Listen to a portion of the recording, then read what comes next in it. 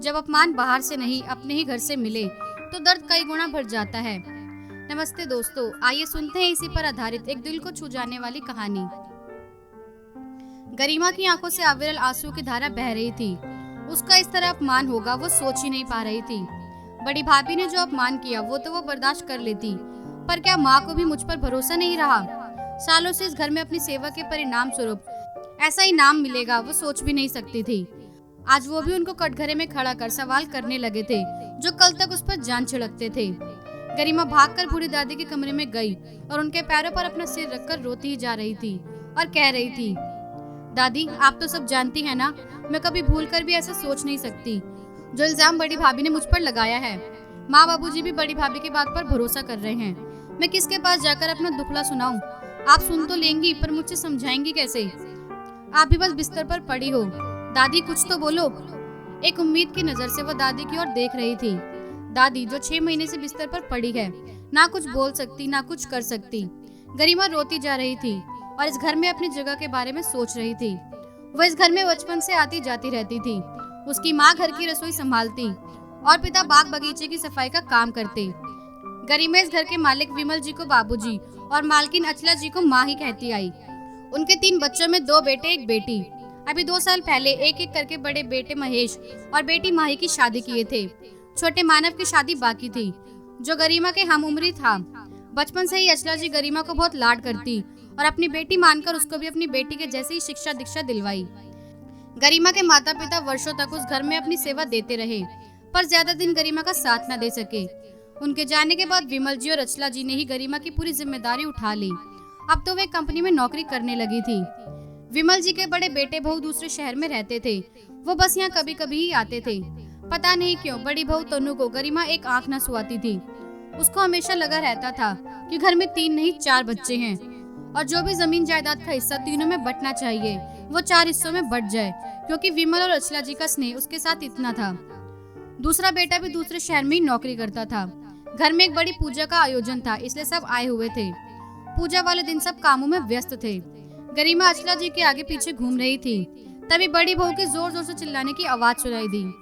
सब भागकर उधर इकट्ठा हुए। पता चला उसकी हीरे की अंगूठी नहीं मिल रही। पूरे घर में खोजबीन शुरू हो गई पर अंगूठी ना मिली। गरिमा तूने तो नहीं लिया है ना? कल तू बोल रही थी ना बहुत खूबसूरत अंगूठी है भाभी, बहुत जच रही है आप पर। पक्का तू नहीं लिया है, तुझे लालच आ गया होगा। नहीं तो आज तक कोई चीज गायब नहीं हुई, फिर आज गायब हुई मतलब तुम्हें अच्छी लगी तो ले लिया। बड़ी भाभी ने खड़े खड़े सीधे उस पर निशाना साध दिया। विमल जी और अचला जी ने बहुत कहा, बड़ी बहू तुमने ही कहीं रख दिया होगा, एक बार देख तो लो, बेकार इस पर इल्जाम लगा रही हो। इतने सालों से ये हमारे साथ है, मजाल है जो कुछ बिना पूछे हाथ लगा दे। पर बड़ी भाभी अपनी बात पर ऐसे अड़ गई कि सच में गरिमा ने ये अंगूठी लिया होगा। पता नहीं क्या क्या लेकर जाएगी यहाँ से। ऐसा लगता है इस घर की सगी हो। जमीन जायदाद पर भी अपना हिस्सा मांगने लगेगी। आप दोनों इसको कुछ ज्यादा ही सिर पर चढ़ा रखे हुए हो। मुझे तो लगता है इस घर की बहू बनने के सपने देख रही है और भी ना जाने क्या क्या। देख बेटा, अगर तुम्हें पसंद आ गई और तूने ले लिया तो बता, हम तुम्हें दूसरी बनवा देंगे, पर चोरी करना सही नहीं। अचला जी प्यार से बोली। अचला जी की बातें सुनकर गरिमा का दर्द आंखों में अब और न सिमट सका और आंसू बनकर बाहर निकला। बड़ी भाभी तो अभी आई है, वो बोल भी रही तो मन में कुछ न कुछ रख रही थी। ये अपमान वो बर्दाश्त कर लेगी, पर जैसे ही माँ स्वरूप अचला जी ने कहा तो वो खुद को रोक ना पाई। ये अपमान बड़ी भाभी के इल्जाम से कई ज्यादा तकलीफ देने लगा और भागकर दादी के पास आ गई। अपने आप को समझाते हुए गरिमा कुछ सोचकर उठी और कमरे में जाकर सामान बांधने लगी। घर से निकलने से पहले वो माँ बाबूजी को मिलने गई। वो भी पनीली आंखों से बस उसे जाते हुए देख रहे थे, क्योंकि बड़ी बहू ने लांछन ही ऐसे लगा दिए थे जो कोई स्वाभिमानी व्यक्ति बर्दाश्त नहीं कर सकता था। फिर दोनों बहू के आगे उसको तरजीह देकर घर का माहौल बिगाड़ना नहीं चाहते थे। गरिमा को इस काबिल बना चुके थे कि वो जो फैसला करेगी सोच समझकर ही करेगी। गरिमा अपना सामान लेकर घर से निकल गई। कुछ देर बाद विमल जी का बड़ा बेटा घर आया तो बोला, तनु कहाँ हो तुम? अपनी किसी चीज को संभाल के नहीं रख सकती हो क्या?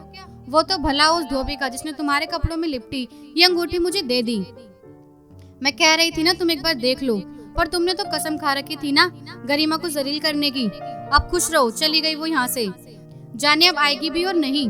दुखी स्वर में अचला जी बोली। तनु अपने किए पर शर्मिंदा होकर बोली, मुझे माफ कर दीजिए माँ, मैं शायद गरिमा को समझ नहीं पाई। माफी मांगने की जरूरत नहीं है भाभी, देखो ले आया गरिमा को। सामने अपने देवर की आवाज सुनकर चौंक गई। गरिमा के आंसू से भरे चेहरे को देख तनु उससे भी माफी मांगने लगी। माँ, तुम बिन मेरा कोई दूजा फिर से सालों का भरोसा क्यों टूटा? क्या अपनी बेटी पर जरा भी भरोसा नहीं था? कहकर गरिमा अचला जी को पकड़कर रोने लगी। मुझे माफ कर दे मेरी बच्ची, आज मैंने अपनी बच्ची का अपमान किया है। पता नहीं मेरा भगवान मुझे माफ करेगा और नहीं, पर तू कर देना मेरी बच्ची। कई बार इंसान विवश हो जाता, अब ऐसा कभी ना होगा। कहकर अचला जी गरिमा को गले से लगा ली। गरिमा का इस घर के अलावा कोई और आसरा ना था। अचला जी का छोटा बेटा पहले से ही गरिमा को पसंद करता था, पर कभी इजहार नहीं कर पाया था। आज उसका जो अपमान हुआ उससे बर्दाश्त नहीं हो पा रहा था। वो जाकर अचला जी से अपने मन की बात कह बैठा। अचला जी जो सालों से अपने बेटे के लिए एक लड़की की तलाश कर रही थी, वो ये सुनकर पहले तो आश्चर्य की और जोर देते हुए पूछी, तू सोच समझ कर कह रहा है ना, उस पर दया करके तो नहीं? बेटा, हम गरिमा का ब्याह कहीं और करवा देंगे, तू चिंता मत कर। नहीं माँ, मैं सच कह रहा हूँ, बस डरता था मेरी बात सुनकर तुम लोग मुझे डांटोगे। बस एक बार गरिमा से जरूर पूछ लेना, क्या पता मैं उसे ना पसंद हूँ फिर, छोटे बेटे ने कहा। अचला जी गरिमा से अपनी छोटी बहू बनने के लिए जब पूछने गई तो वह पहले तो घबरा गई। ऐसे कैसे इस घर की बहू बन सकती हूँ? उसको असमंजस में देखकर अचला जी ने कहा, बेटा ये प्रस्ताव छोटे ने रखा है। मैं तो पहले भी तेरी माँ थी, बाद में भी माँ ही रहूंगी। बस बहू बनकर तू बदल मत जाना। कह हंसने लगी। माँ, आप लोग जैसा चाहे कर सकते हैं, आप लोगों के सिवा मेरा है ही कौन जो कुछ कर सकता है। मैं हमेशा आपकी बेटी बनकर रहूंगी, चाहे रिश्ता कोई भी हो, गरिमा ने कहा। दरवाजे पर खड़े छोटे ने गरिमा की सहमति मिलते चट मंगनी पट ब्याह रचा लिया।